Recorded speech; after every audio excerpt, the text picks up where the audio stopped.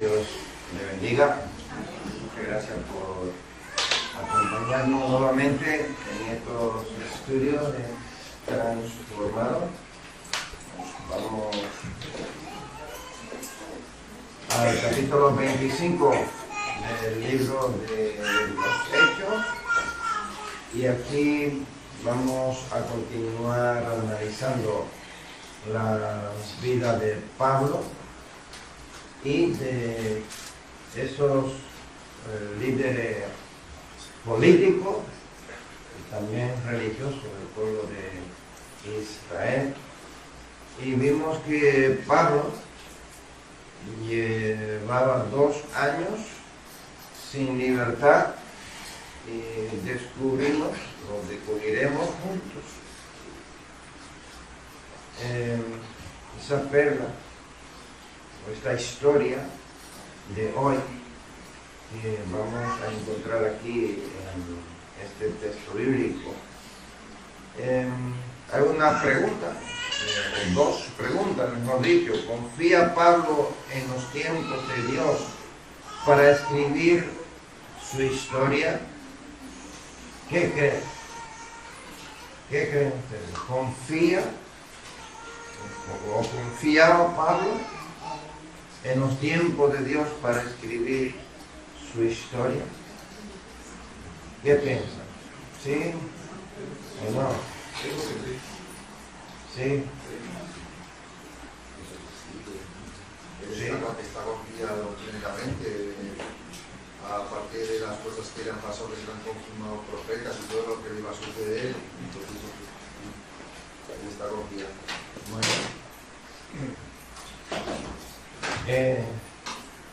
¿Ha estado alguna vez esperando por algo que sea importante en tu vida y está ahí y te desespera porque no llega lo que tú estás esperando? A veces hacemos pedidos por Amazon, algo que necesitamos pronto y te llega dentro de después que tú lo necesitabas. Por ejemplo, un regalo para un cumpleaños. Y te llega después, un par de días después del cumpleaños, ¿no? Y no puedes entregarlo, ¿cierto? O estás esperando que el especialista te llame para mirarte lo que tú tienes, tú con el dolor, sufriendo, ¿verdad? Te desesperas, ¿no? Estar ahí en la sala de espera, ¿cierto? Bueno, Pablo tiene 2 años encarcelado sin ningún motivo, no tiene ningún antecedente y no ha cometido ningún delito para que lo quieran sentenciar de muerte, ¿verdad? Y a Félix vimos la semana pasada que decidió dejarlo ahí solamente por estar bien con el pueblo judío. 2 años. Eso fue. 2 años, ¿verdad? Bueno, en el capítulo 25 lo dejamos en el versículo 13, así que a mí me gustaría alguien que quiera leerlo, que lea más rápido que yo, que pueda leer desde el versículo 13 hasta el versículo 27 de Deuteronomio. Me le da un micro de los de la primera gaveta. No, ese no, el de la primera gaveta. Amén, la voz se escucha. Pasados algunos días. Para los del Zoom. Para los hermanos del Zoom. Es que los que están en Instagram y en Zoom no lo escuchan. Del 13 al 27.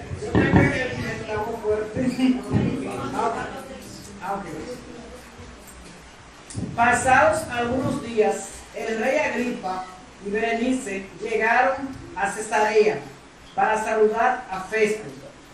Cuando se entretuvieron allí varios días, Festo le presentó al rey el caso de Pablo. Ahí aquí un hombre le dijo que Félix dejó preso. Cuando fui a Jerusalén, los jefes de los sacerdotes y los ancianos de los judíos presentaron acusaciones contra él y exigieron que se le condenara. Les respondí que no es costumbre de los romanos entregar a ninguna persona sin antes concederle al acusado un careo con sus acusadores y darle la oportunidad de defenderse de los cargos. Cuando acudieron a mí, no dilaté el caso, sino que convoqué al tribunal el día siguiente y mandé traer a este hombre. Al levantarse para hablar, sus acusadores no alegaron en su contra ninguno de los delitos que yo había supuesto. Más bien, tenían contra él algunas cuestiones tocantes a su propia religión y sobre un tal Jesús ya muerto, que Pablo sostiene que está vivo. Yo no sabía cómo investigar tales cuestiones, así que le pregunté si estaba dispuesto a ir a Jerusalén para ser juzgado allí con respecto a esos cargos.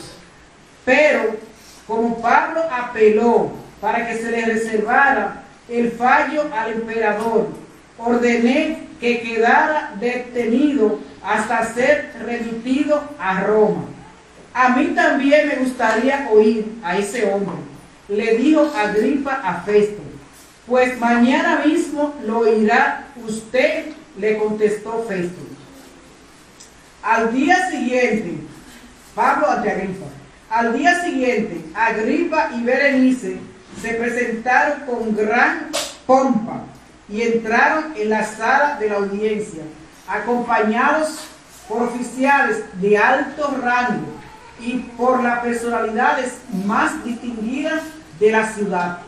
Festo mandó que le trajeran a Pablo y dijo: Rey Agripa y todos los presentes, aquí tienen a este hombre, todo el pueblo judío, que he presentado una demanda contra él, tanto en Jerusalén como aquí en Cesarea, pidiendo a gritos su muerte.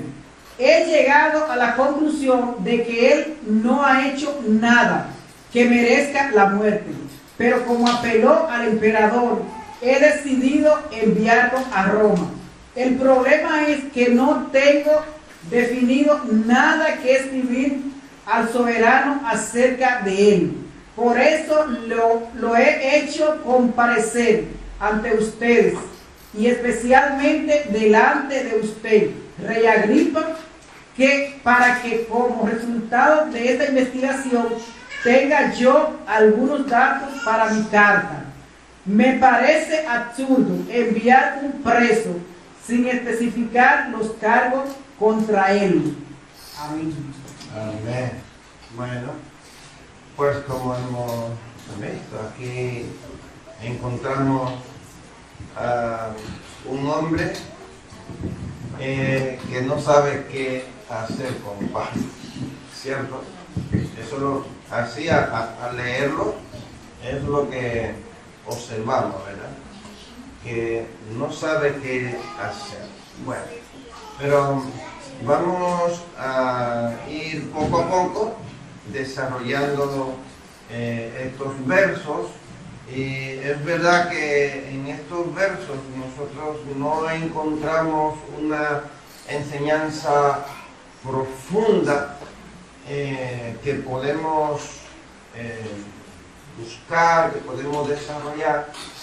No es más que repeticiones, ¿verdad? Porque es un emperador que está protegiendo a Pablo y este hombre está lleno de dudas, que no sabe qué hacer. Bueno, Pablo ha apelado a César, pero como no le ha ido, él tiene que enviar a Pablo al rey, pero él tiene que mandar un informe relatándole al rey por qué razón él manda a este preso ante él.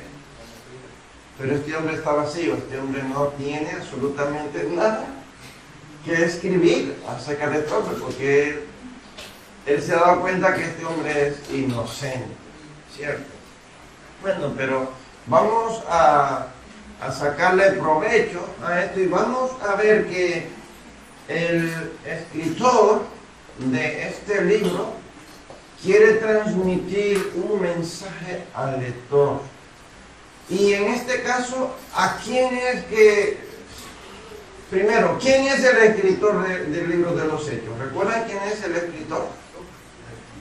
¿Quién? Venga, sin timidez. Lucas.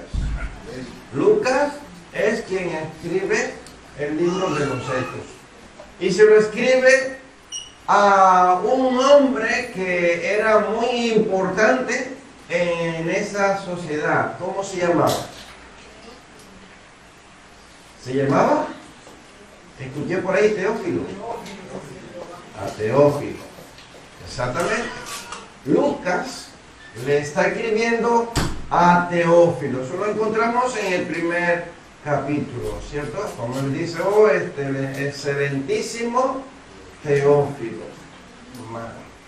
Entonces, Lucas quiere transmitirle a Teófilo y a los lectores de este libro que en esos primeros 100 años de la era cristiana, el siglo I después de Cristo, el cristianismo era considerado una secta por los judíos, ¿cierto? Vimos que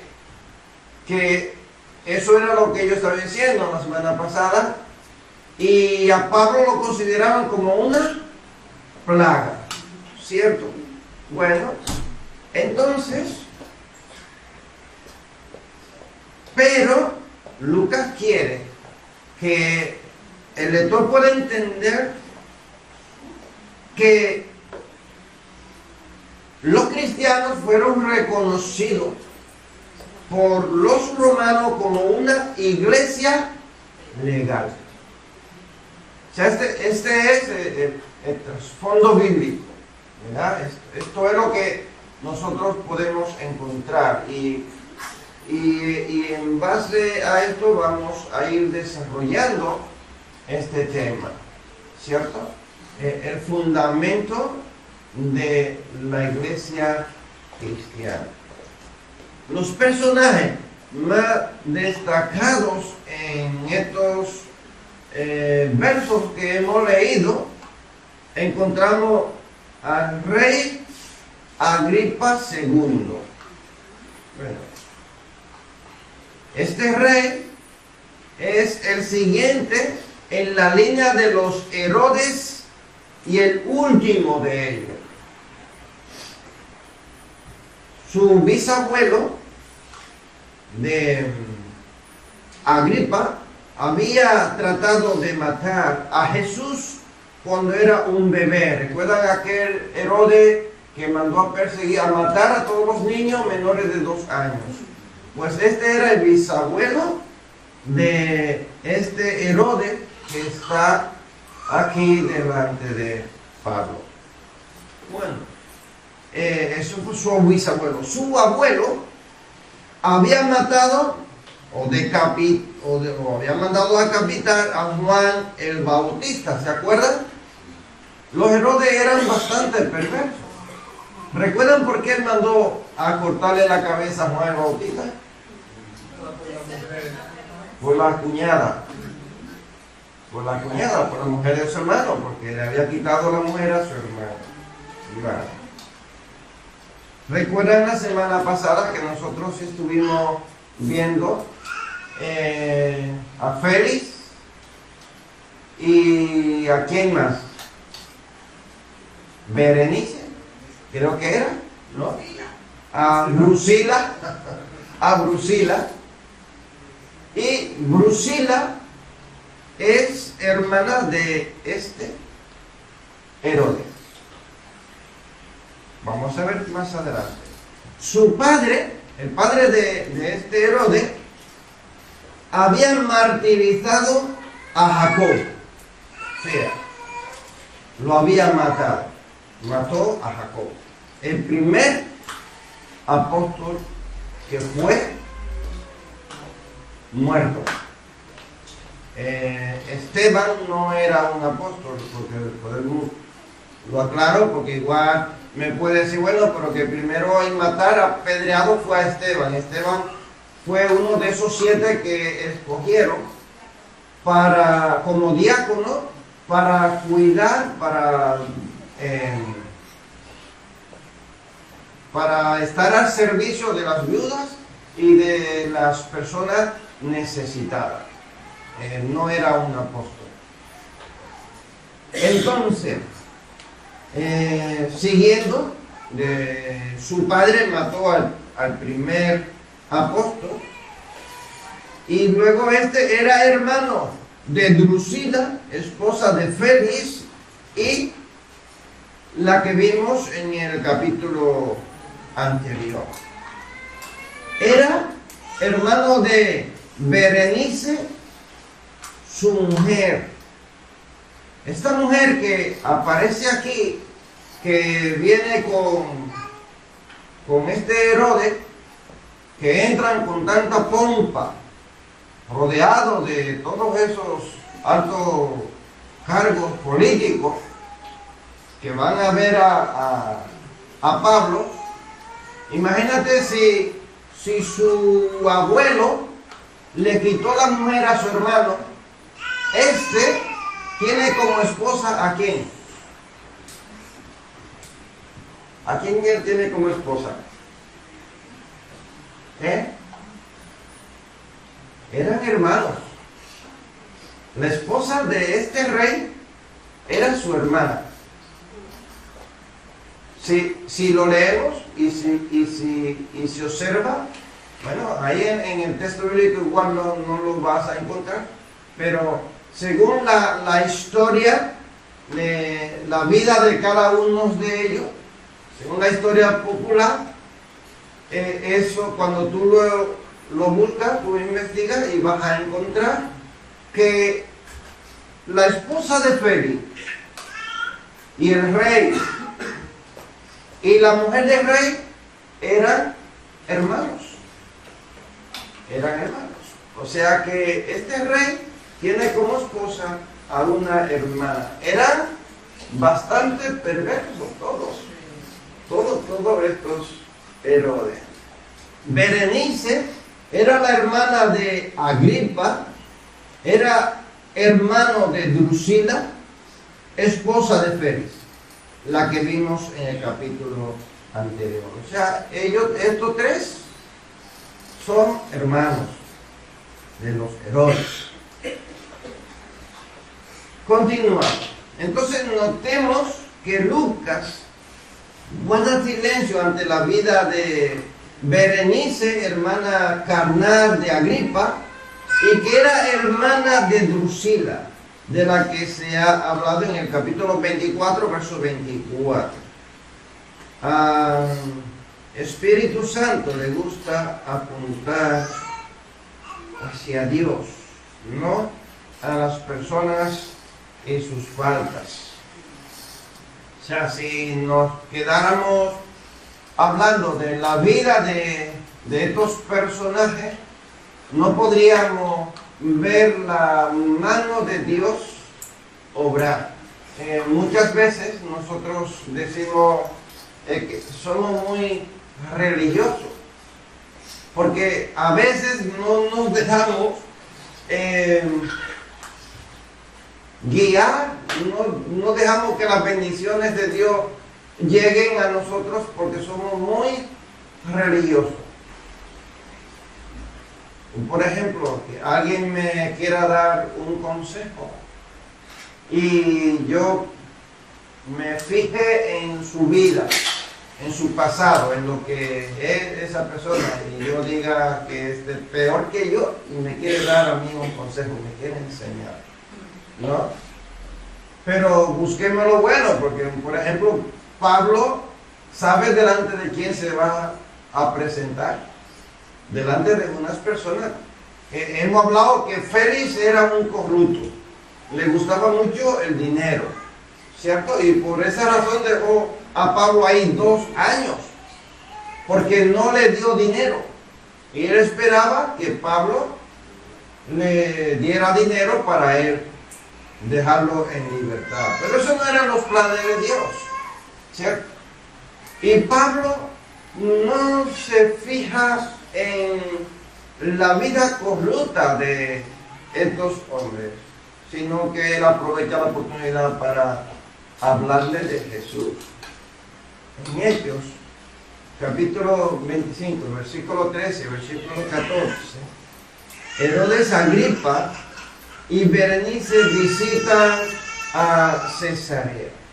Y Lucas quiso enseñar o señalar el tiempo exacto en que Agripa y Berenice vienen ante Festo. Dice, después de pasar muchos días, van a saludar al nuevo gobernador romano.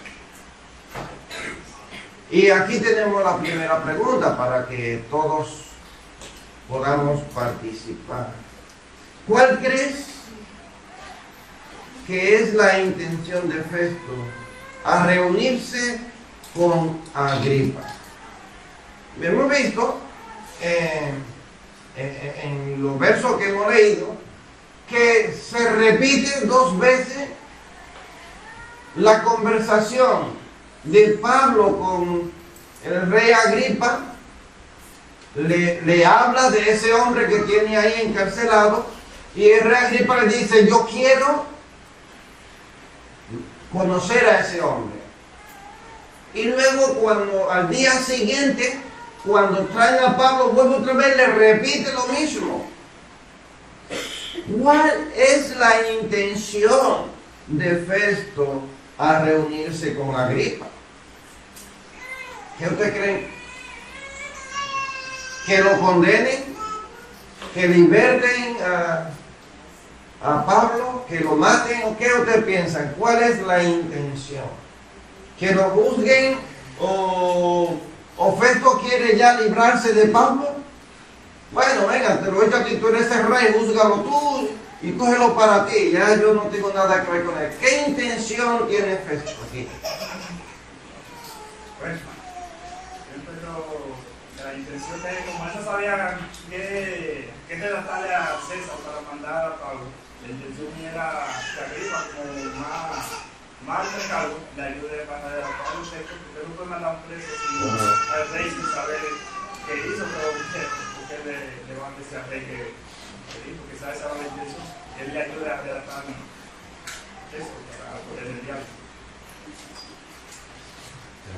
Muy bien, Jesús. ¿Qué más? ¿Qué más? Podemos decir muchas cosas.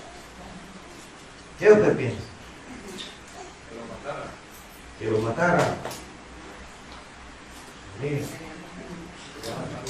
Es posible, así se lo quitaba más rápido. Como Jesús que fue a pedir ayuda, como digo, yo hasta 2 años preso, no sabemos qué hacer con él. Ahí te lo entrego, a ver qué haces. A la rica. Espérate, ¿por qué te dejo de último? ¿Quién más? ¿Quién más se atreve a opinar? ¿Qué ven ustedes? ¿Qué piensan ustedes?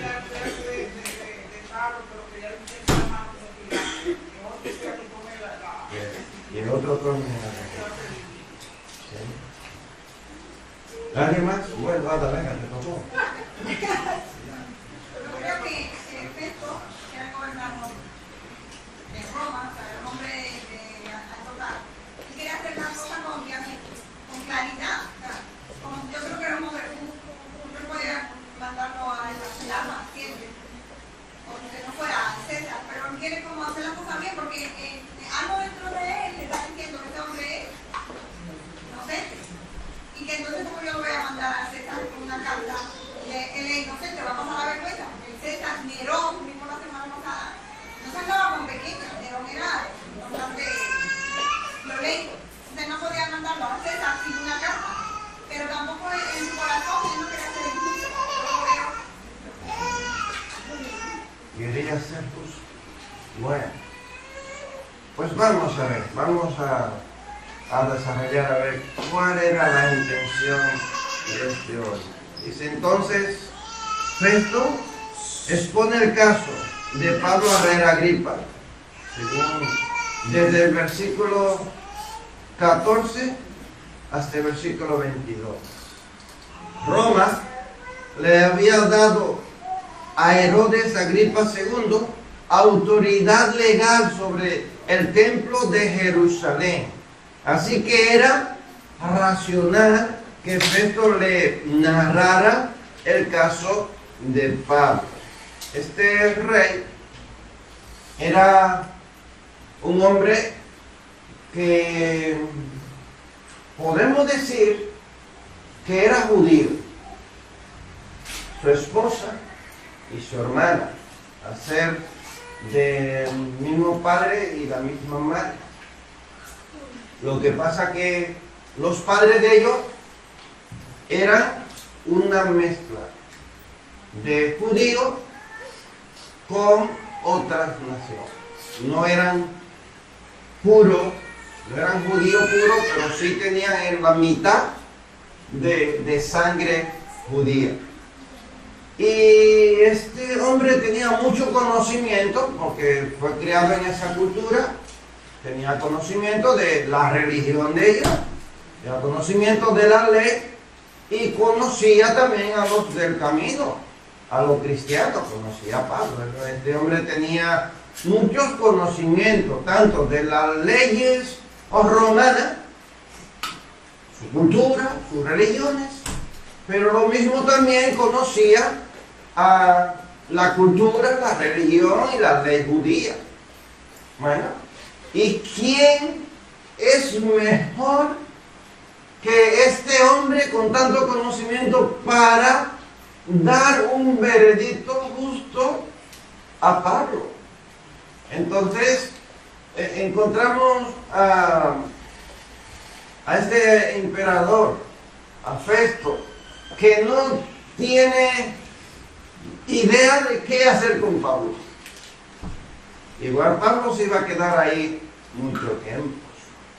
Entonces yo hoy les decía lo mismo que Jesulín ha comentado. Este hombre andaba buscando ideas para saber cómo redactar una carta para mandársela a César. Era el rey que estaba por encima de todas las cosas. Herodes era rey en la parte ahí de Israel, en esa zona.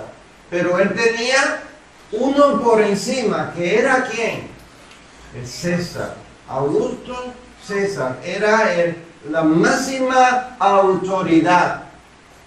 ¿Cierto? Bueno, pues aquí, por ahí más o menos va la dirección que este hombre quería encontrar. A alguien que le diera una idea para él poder dirigirse a César. Bueno, entonces de los versículos 14 al 22 solo habla de Festo.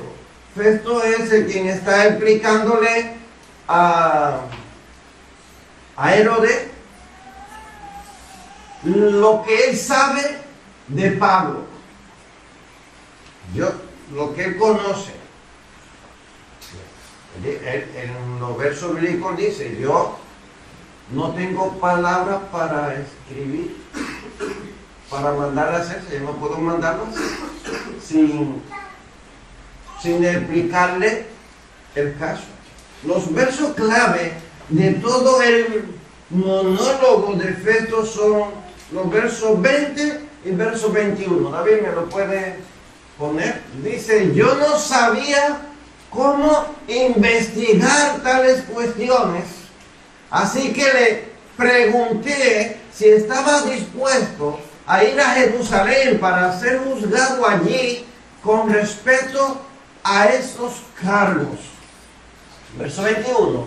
Pero como Pablo apeló para que se le reservara el fallo al emperador, ordené que quedara detenido hasta ser remitido al César.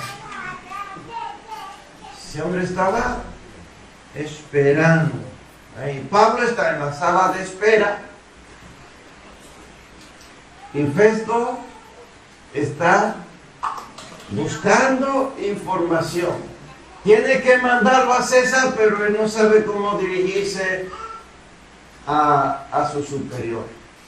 No sabía qué hacer. Yo sé que es difícil cuando tú no encuentras cómo resolver un problema. Es muy difícil, ¿cierto? Dice que era algo que no resolvió el anterior gobernador Félix. O sea, Félix no resolvió, Félix le dejó a Festo ahí la responsabilidad de Pablo. Que los judíos piden su condena. Festo le responde a los judíos como es la ley romana, a lo cual ellos presentan acusaciones falsas. Pero Festo no vio culpa en Pablo, según el versículo 18. Festo concluye que las acusaciones se relacionaban con asuntos de su religión y de un cierto Jesús. Escucha lo que así dice el texto bíblico. De un cierto Jesús ya muerto, el que Pablo afirma que está vivo. Estas son las palabras de Festo ante ¿quién? Ante el rey. Ya tiene poco conocimiento. Había llegado a un alto cargo, pero no sabe cómo resolver este asunto. Porque tiene una ley que tiene que cumplir. Y parece ser que este hombre, o Dios lo estaba usando para proteger, para cumplir la promesa que le había dado a Pablo, o era un hombre íntegro, vamos a decir. Pero yo quiero creer más que Dios lo está usando para proteger, para guardar a Pablo y para llevar a cabo la promesa de Dios. Yo quiero creer más ese punto. En el verso 22, la curiosidad de Agripa. Agripa tiene curiosidad por ver a quién, a Pablo. En Hechos capítulo, el mismo capítulo 25 que estamos en el versículo 22. Dice Agripa, me gustaría oír personalmente a ese hombre. Y Festo respondió, mañana lo oirá. O sea, él no le dio larga. Mañana mismo lo oirá. Entonces, si vemos el contexto de esta historia, Agripa iba más allá de la curiosidad. En Hechos, capítulo 26, versículos 26 y 27, Pablo le confronta diciéndole a Agripa lo que había en su corazón. El conocimiento, ¿verdad? Si lo puede poner David, dice, el rey está familiarizado con estas cosas y por eso habló ante él con tanto atrevimiento. Estoy convencido de que nada de esto ignora, porque no sucedió en un rincón.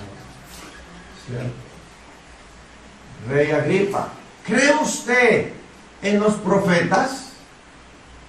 A mí me consta que sí. Esto es Pablo que le dice al rey. El versículo siguiente, David, dice, un poco más. ¿Y qué dice? Y me convences de hacerme cristiano, dijo Agripa. Un poco más y me convence. ¿Ve cómo este hombre tiene conocimiento?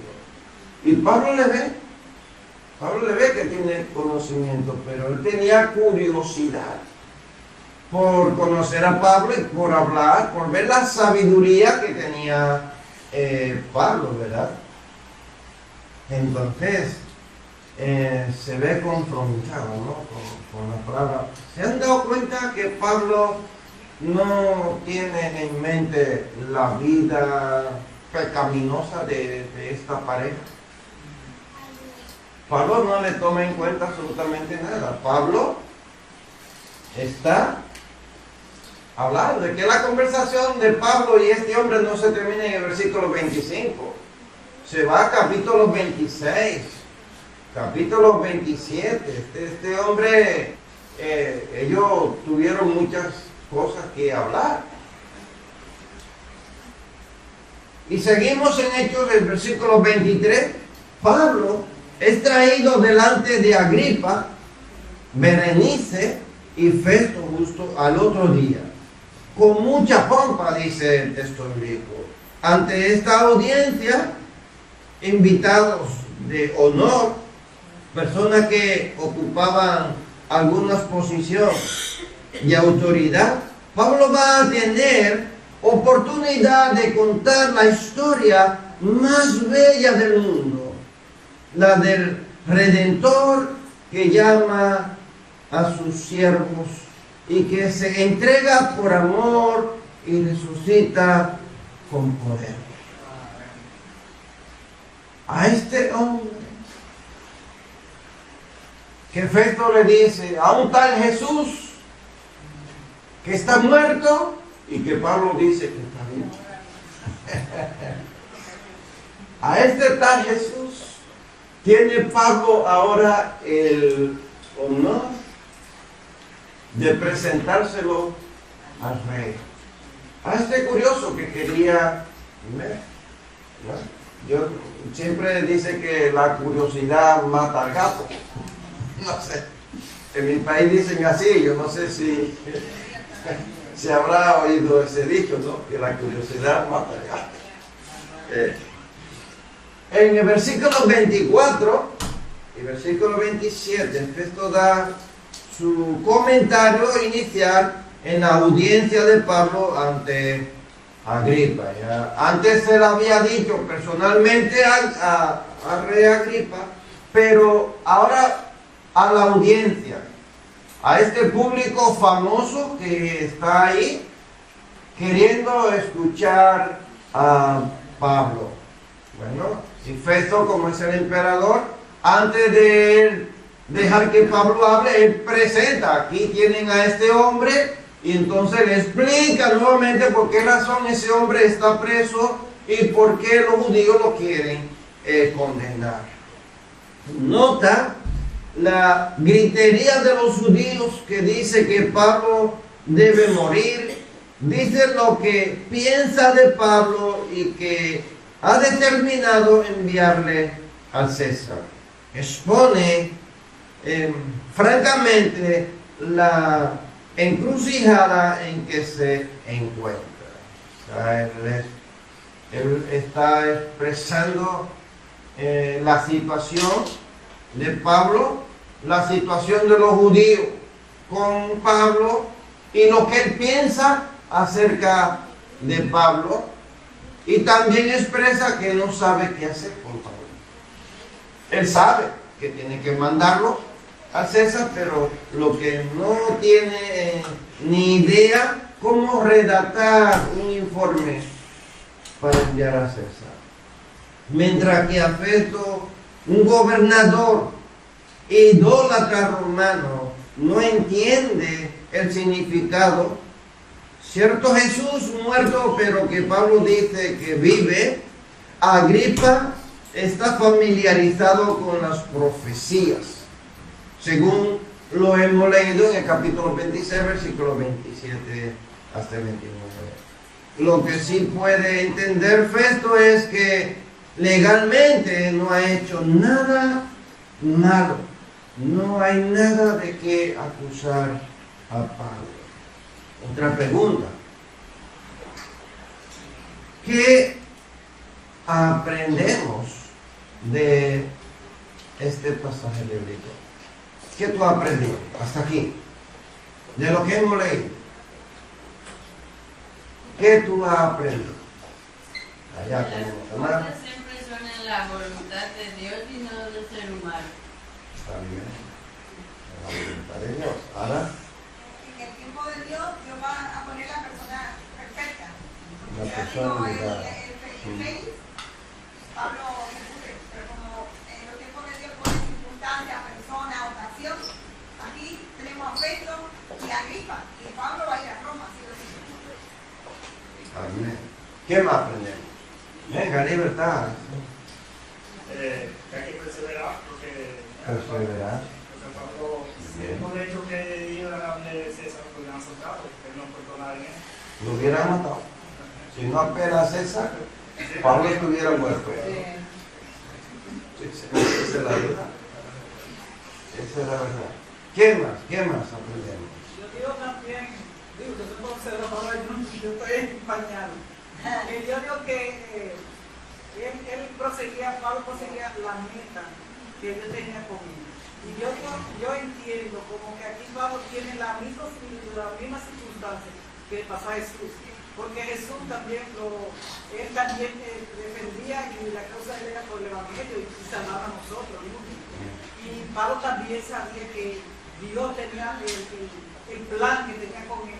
Y por eso el mismo efecto, como que Dios tocaba el corazón para que Pablo consiguiera el propósito que Jesús tenía con él. Porque a Jesús también se le quiso condenar. Y a Jesús no había nada que dijeran, lo acusan por qué.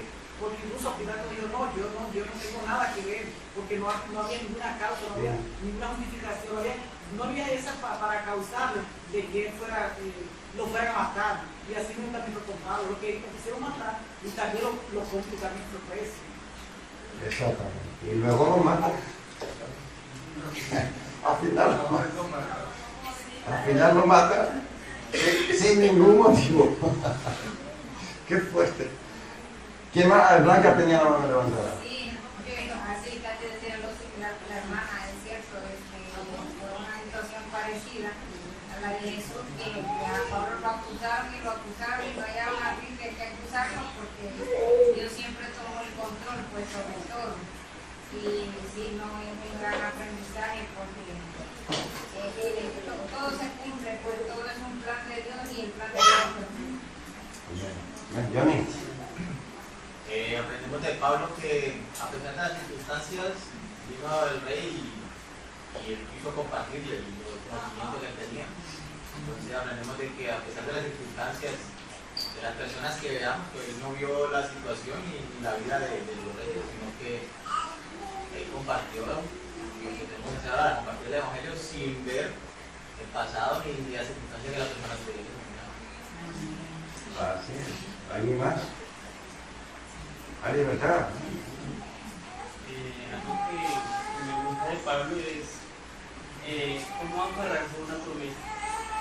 Cuando es necesario para uno lo cumple. Obviamente, yo siempre he dicho que el Señor es 50-50. El Señor pasó una parte, pero también espera en nosotros algo. Dios esperaba todo el comportamiento que tuvo Pablo durante todo el proceso, que pues así es común. El Señor sabe que es lo que nosotros podemos dar para no comprometer que tiene para nosotros. ¿Ya? ¿Nadie más se niega? No, venga, Catalina, venga, que ya sé ya qué quiere decir. Suéltalo. A mí lo que me gusta de Pablo, como han dicho todos los hermanos, es que el Señor, o sea, la fidelidad y la firmeza con que Pablo ama al Señor, o sea, ama, gustaba el Evangelio, como dijo el hermano, a pesar de que a lo mejor diría, bueno, estoy aquí, mañana me matan o me muero, yo sigo y prosigo el camino, ¿saben? O sea, como él siempre lo dice, ya no vive él, sino Cristo en él, ¿no? Entonces se nota mucho, como dijo el hermano, se nota cuando una persona ama, es fiel, se entrega sin importar lo que pase. Aunque la marea esté arriba, no importa, porque el Señor, si es la voluntad me saca, si no, pues muero con amor a Él, ¿sabe? O sea, eso es bonito, eso es una entrega de verdad. ¿Ustedes qué piensan que Pablo se centra? ¿En qué Pablo está centrado más? A ver, Daniel. Pablo está centrado en él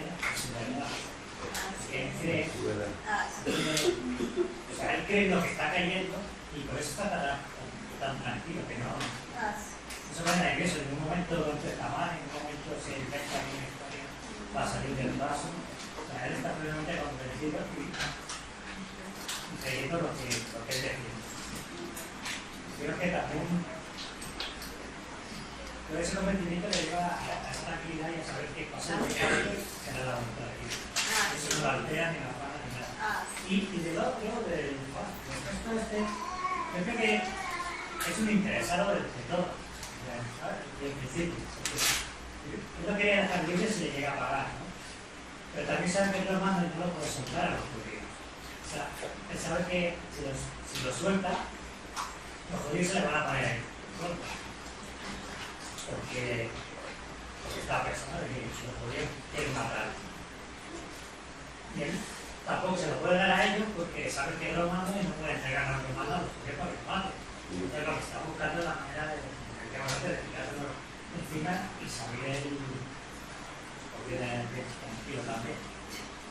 O sea que, con pocas palabras podemos decir que Festo está cumpliendo la voluntad de Dios. Sí, sin saberlo, pero sí. Sí, está bueno.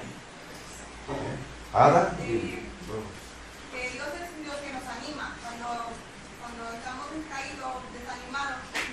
Yo creo que lo que Pablo lo levantaba, lo impulsaba, su motor era: ten ánimo, Pablo, que tú vas a Roma, que le había dicho en el capítulo 22.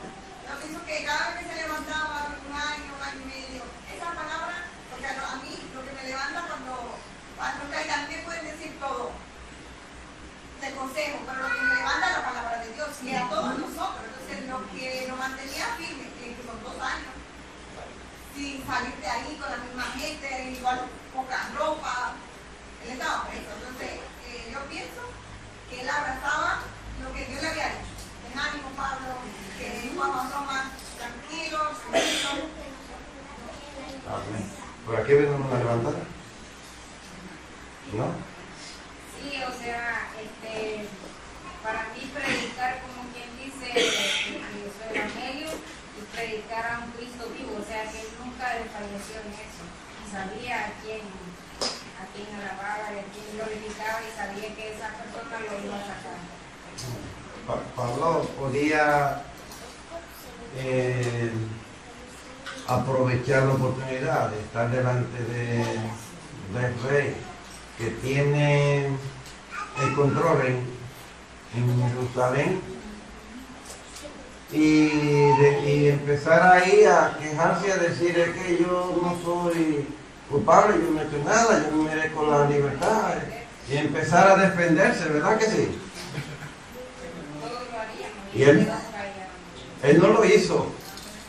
Más bien lo que hace es hablarle de Jesús. Hablarle de Jesús. ¿Qué defensa? Pero qué hombre ¿no? ¿Cierto?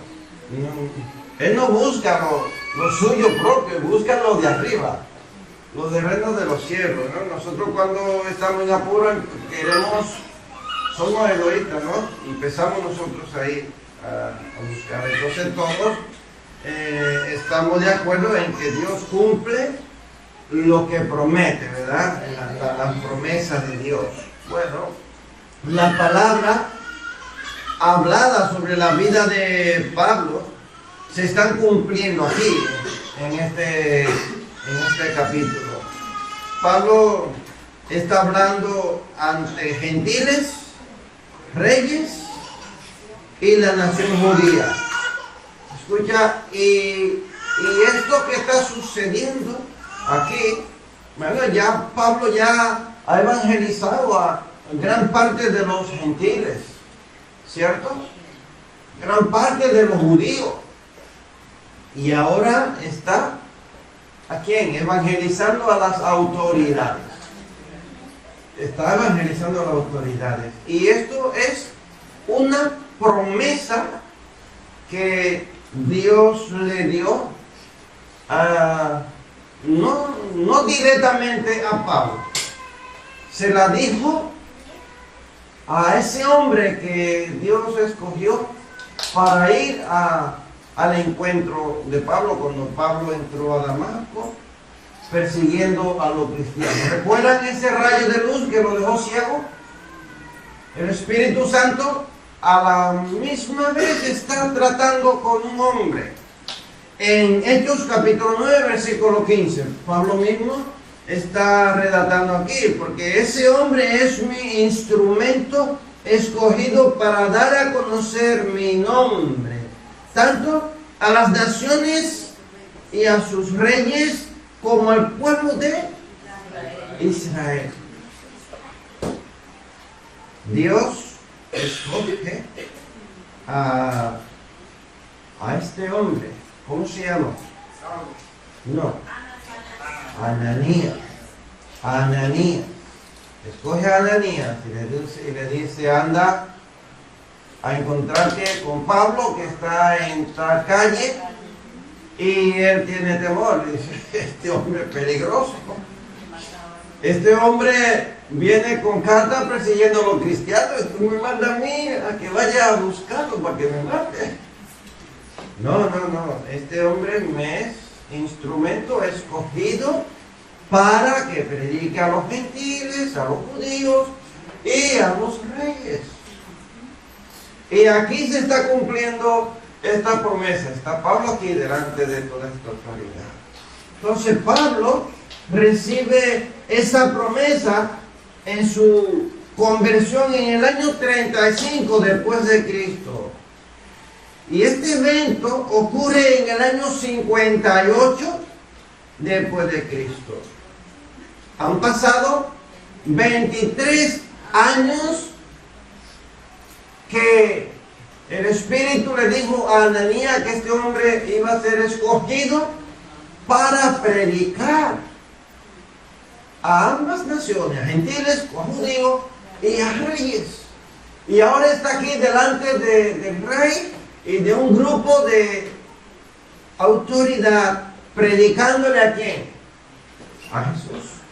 Él no está usando la oportunidad para defenderse, para que lo dejen en libertad, no. Hemos visto como este rey dice, por poco me persuade también a ser cristiano. Pero Dios cumple lo que Él ha prometido. La Biblia contiene 3.570 promesas, más o menos. Es posible que sean más. Dios las dejó para ayudarnos en toda dificultad o necesidad que afrontemos en la vida. Y de la única manera que yo puedo encontrarme con estas promesas en el momento preciso cuando yo la necesite es escudriñando las Escrituras. Escudriñándolas. Oye, yo no estoy buscando, como dice un dicho por ahí, una aguja en un pajar. 3.570 promesas la encuentro en toda parte de la Biblia, desde el Génesis hasta el Apocalipsis. Solo es cuestión de empezar a leer y veremos ahí que vamos a encontrar muchas promesas. ¿Para qué? Para nuestra vida. Así como Dios cumplió su promesa en Pablo y a los grandes hombres de la Biblia, así hará con cada uno de los que le aman, que creen y confían en lo que Él ha dicho. ¿Tú lo crees? Amén. ¿Tú crees que Dios puede cumplir las promesas en cada uno de nosotros? Sí que lo hará. Sí que lo hará.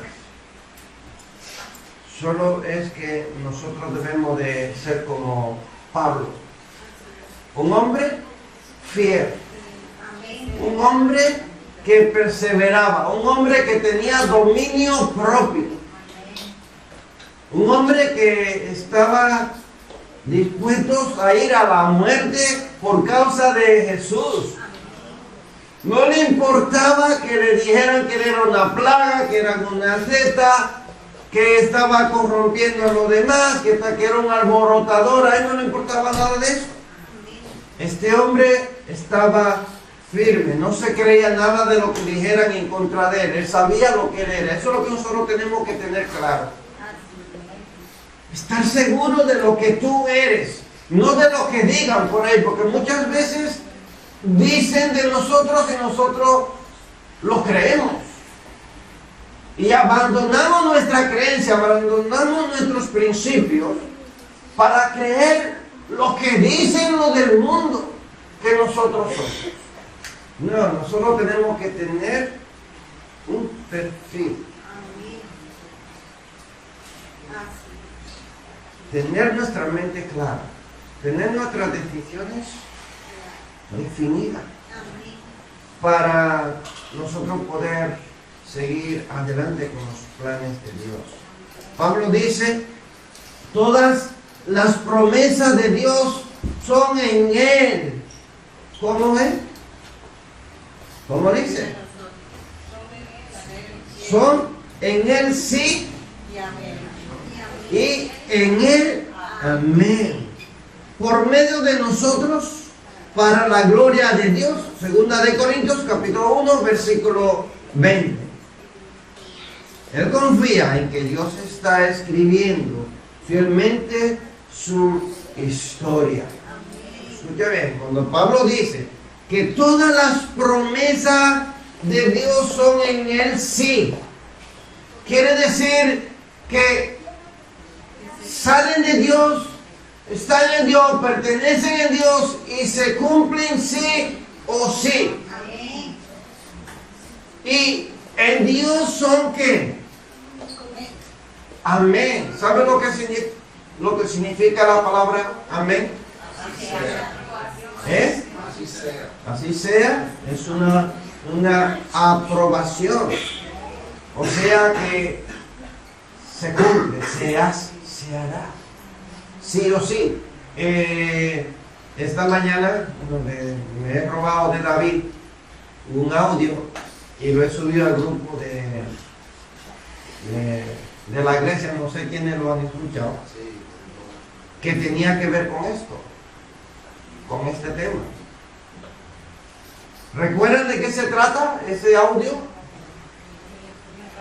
Se trata de la ¿qué? De la inmutabilidad de Dios. Dios es inmutable, o sea que cada una de las promesas de Dios no van a fallar, no se van a incumplir, porque entonces sería Dios mentiroso. Y Dios es santo, es puro, es todo soberano, todo suficiente, entonces Él no podría fallar a una promesa que Él ha dado. Por eso Dios es que inmutable. Inmutable no quiere decir que ahora que está aquí, que está en otro lado. No, quiere decir que Él no cambia de parecer. No cambia de parecer. Cuando Él ha establecido algo, eso se va a cumplir sí o sí. Entonces, Pablo, eso es lo que está haciendo. Confiando en las promesas de Dios, en la palabra de Dios. Dios ya le había dicho a través del Espíritu, no temas, como tú has testificado aquí, tú vas a testificar en Roma. Yo te voy a mandar para Roma. Y él sabe que Dios lo va a llevar a Roma, fuera como fuera. Pero vivo iba a llegar. Lo que pasara, los años que pasaran, él no lo sabía. ¿No? El pueblo de Israel salió desde Egipto, camino de ¿cuántos días?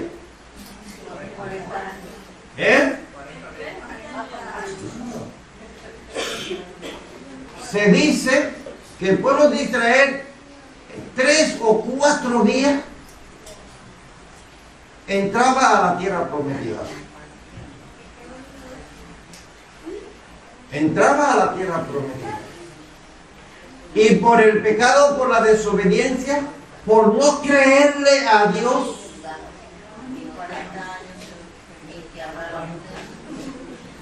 Cuando Josué mandó los espías a ver la tierra, duraron 40 días observando la tierra. Y cuando vinieron 10 diciendo no. Esa gente son gigantes, son enormes, nos veíamos como hormigas delante de ellos. Y solo 2 decían, no, estos hombres no son nada, nosotros no los vamos a comer como si fuera pan. Y el pueblo le creyó ¿a quién? A la mentira de los 10. La mentira de los 10. Y no creyeron a los 2, a Josué y a Caleb no le creyeron. Y por los 40 días que ellos duraron observando la tierra, viendo cómo era, por esos 40 días, Dios le dijo, ahora se lo voy a convertir en años. Y duraron 40 años, de tal manera que ninguno que sea mayor de 20 años, que ya salieron, todos los que salieron de Egipto, ninguno entrará a la tierra prometida, solamente Josué y Caleb. Y Dios cumplió esa promesa, 40 años hasta que se murió el último de los que salieron de allá. O sea que la generación que entró a la tierra prometida fue la que nació en el desierto. Escucha bien. Y Pablo está convencido de quién es Dios y le crea la promesa de Dios. Le crea lo que Dios ya ha establecido. Ahora la pregunta es, ¿tú le crees a Dios? ¿Tú crees que Dios va a cumplir en ti todo lo que Él ha prometido? Yo lo creo que sí. Mira, la soberanía de Dios es tan grande que cuando Él estableció, antes de que yo estuviera en el vientre de mi madre, y Él dijo que yo iba a ser pastor de una iglesia, podía yo pasar los años y hacer todo lo que yo quisiera.